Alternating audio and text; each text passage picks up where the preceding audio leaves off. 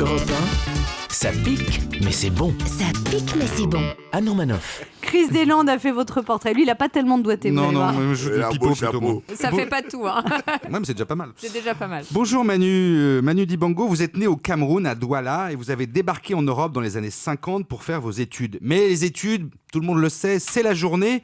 Et le soir, les étudiants sortent et vous avez passé votre vie dans les clubs de jazz. Il faut se rappeler que Paris et l'Europe des années 50, niveau jazz, c'était Ibiza.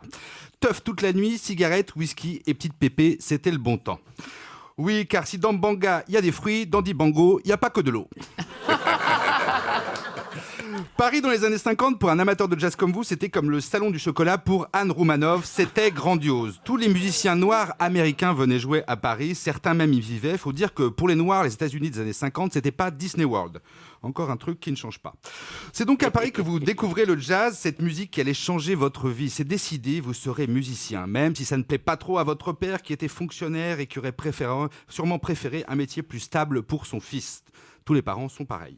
Après avoir tâté du piano, c'est le saxophone qui devient votre instrument. Comme Bird, comme Maceo Parker, vous jouez dans les caves enfumées.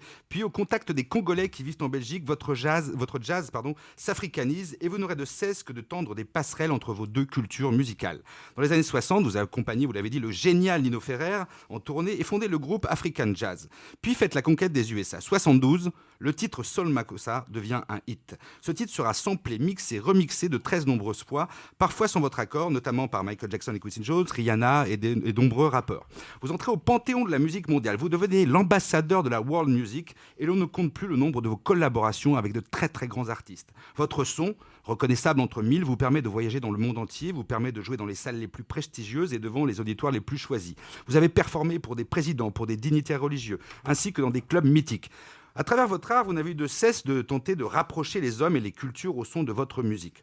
Pour tout cela, vous avez été nommé grand témoin de la francophonie et artiste pour la paix par l'UNESCO. Et en plus, la semaine dernière, les Lions indomptables du Cameroun ont remporté la Coupe d'Afrique des Nations. Alors, tout va bien. Pour tout cela et pour tout le reste, merci de votre présence parmi nous, monsieur. Europe 1, ça pique, mais c'est bon.